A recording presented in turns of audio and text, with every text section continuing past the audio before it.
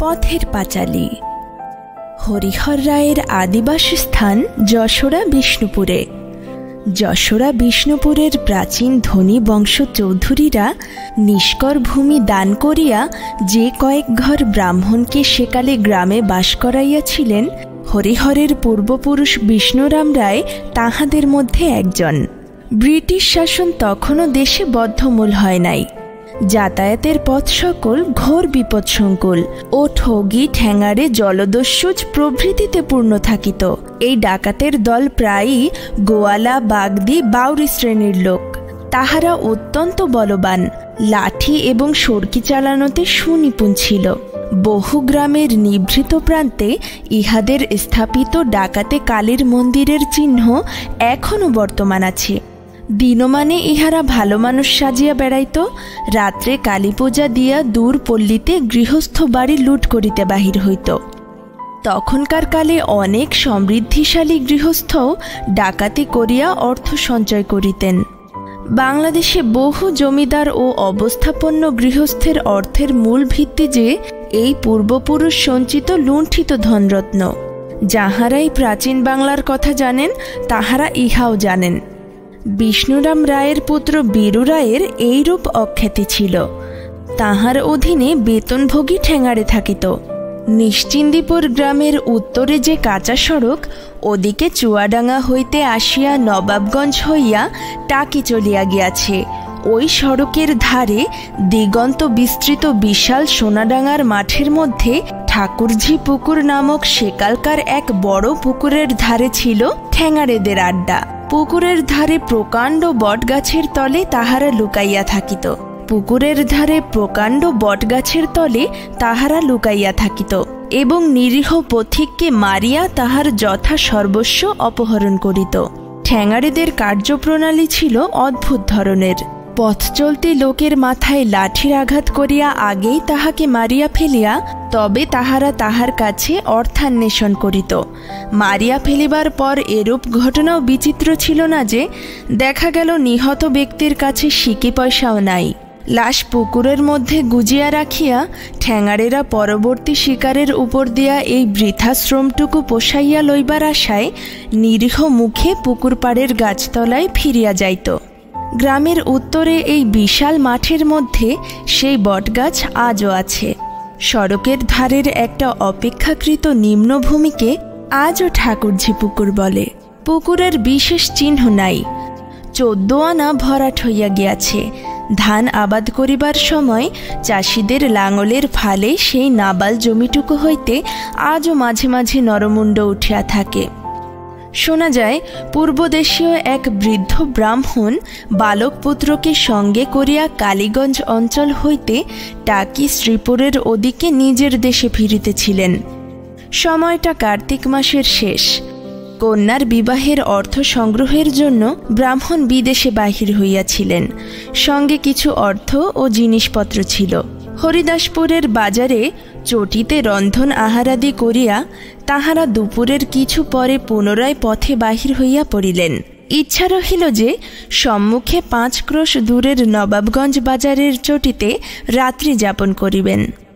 পথের বিপদ তাহাদের অবিদিত ছিল না, কিন্তু আন্দাজ করিতে কিরূপ ভুল হইয়াছিল। কার্তিক মাসের ছোট দিন। নবাবগঞ্জের বাজারে পৌঁছিবার অনেক পূর্বে সোনাডাঙ্গা মাঠের মধ্যে সূর্যকে ডুবুডুবু দেখিয়া তাহারা দ্রুত পদে হাঁটিতে আরম্ভ করিলেন।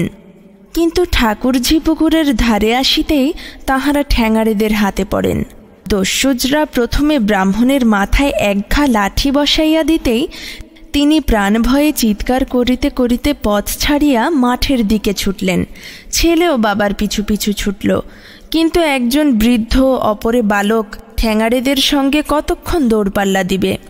অল্পক্ষণেই তাহারা আসিয়া শিকারের নাগাল ধরিয়া ঘেরাও করিয়া ফেলিল।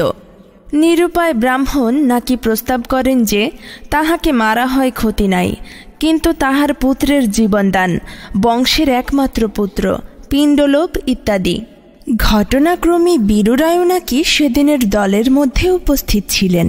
ব্রাহ্মণ বলিয়া চিনিতে পারিয়া প্রাণভয়ার্ত বৃদ্ধ তাহার হাতে পায়ে পড়িয়া অন্তত পুত্রটির প্রাণ রক্ষার জন্য বহু কাকুতি মিনতি করেন।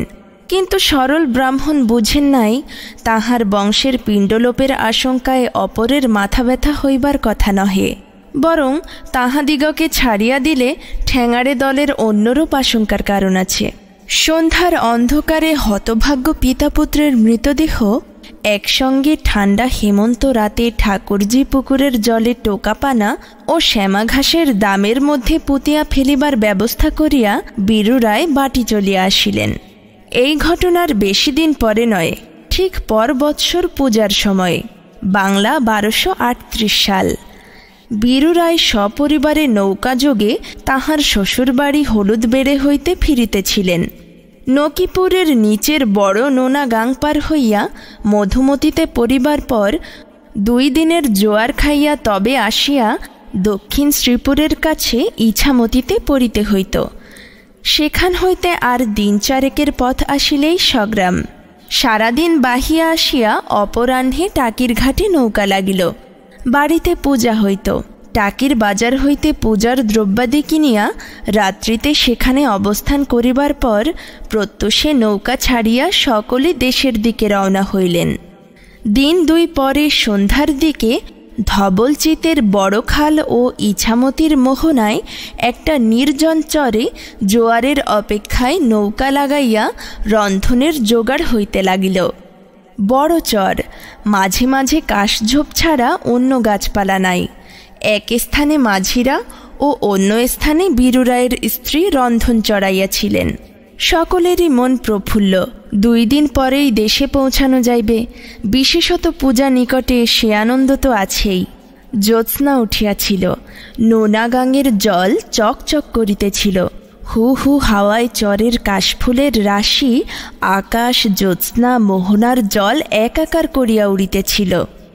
হঠাৎ কিসের শব্দ শুনিয়া 2-1 মাঝি রন্ধন ছাড়িয়া উঠিয়া দাঁড়াইয়া চারিদিকে চাহিয়া দেখিতে লাগিল। কাশঝোপের আড়ালে যেন একটা হুটপাট শব্দ। একটা ভয়ার্ত কণ্ঠ একবার অস্ফুট চিৎকার করিয়া উঠিয়াই তখনই থামিয়া যাইবার শব্দ। কৌতূহলী মাঝিরা ব্যাপার কি দেখিবার জন্য কাশঝোপের আড়ালটা পার হইতে না হইতে কি যেন একটা হুড়ুম করিয়া চর হইতে জলে গিয়া ডুব দিল। চরের সেদিকটা জনহীন, কিছু কাহারও চোখে পড়িল না। কি ব্যাপার ঘটিয়াছে, কি হইল বুঝিবার পূর্বেই বাকি দাড়ি মাঝি সেখানে আসিয়া পৌঁছিল। গোলমাল শুনিয়া বীরু রায় আসিলেন। তাহার চাকর আসিল। বীরু রায়ের একমাত্র পুত্র নৌকাতে ছিল। সে কই? জানা গেল রন্ধনের বিলম্ব দেখিয়া সে খানিকক্ষণ আগে জ্যোৎস্নায় চরের মধ্যে বেড়াইতে বাহির হইয়াছে। দাড়ি মাঝিদের মুখ শুকাইয়া গেল। এদেশের নোনা গাংসমূহের অভিজ্ঞতায় তাহারা বুঝিতে পারিল কাশবনের আড়ালে বালির চরে বৃহৎ কুমির শুইয়া ওত পাতিয়াছিল। ডাঙা হইতে বীরু রায়ের পুত্রকে লইয়া গিয়াছে। তাহার পর অবশ্য যাহা হয় হইল। নৌকার লগি লইয়া এদিকে ওদিকে খোঁজাখুঁজি করা হইল। নৌকা ছাড়িয়া মাঝ নদীতে গভীর রাত্রি পর্যন্ত সকলে সন্ধান করিয়া বেড়াইল। তাহার পর কান্নাকাটি, হাত পা ছোঁড়াছুড়ি। গত বৎসর দেশের ঠাকুরঝি পুকুরের মাঠে প্রায় এই সময়ে যে ঘটনা ঘটিয়াছিল, যেন এক অদৃশ্য বিচারক এ বৎসর ইছামতির নির্জন চরে তাহার বিচার নিষ্পন্ন করিলেন। মূর্খ বীরু রায় ঠেকিয়া শিখিলেন যে সে অদৃশ্য ধর্মাধিকরণের দণ্ডকে ঠাকুরঝি পুকুরের শ্যামাঘাসের দামে প্রতারিত করিতে পারে না। অন্ধকারেও তাহা আপন পথ চিনিয়া লয়। বাড়ি আসিয়া বীরু আর বেশি দিন বাঁচেন নাই। এইরূপে তাহার বংশে এক অদ্ভুত ব্যাপারের সূত্রপাত হইল। নিজের বংশ লোপ পাইলেও তাহার ভাইয়ের বংশাবলী ছিল, কিন্তু বংশের জ্যেষ্ঠ সন্তান কখনো বাঁচিত না। সাবালক হইবার পূর্বেই কোনো না কোনো রোগে মারা যাইত। সকলে বলিল বংশে ব্রহ্মসাপ ঢুকিয়াছে। হরিহর রায়ের মাতা তাকেশ্বর দর্শনে গিয়া এক সন্ন্যাসীর কাছে কাঁদাকাটা করিয়া একটি মাদুলি পান। মাদুলির গুণেই হোক বা ব্রহ্মসাপের তেজ 2 পুরুষ পরে কর্পূরের মতো উবিয়া যাওয়ার ফলেই হোক, এত বয়সে হরিহর আজও বাঁচি।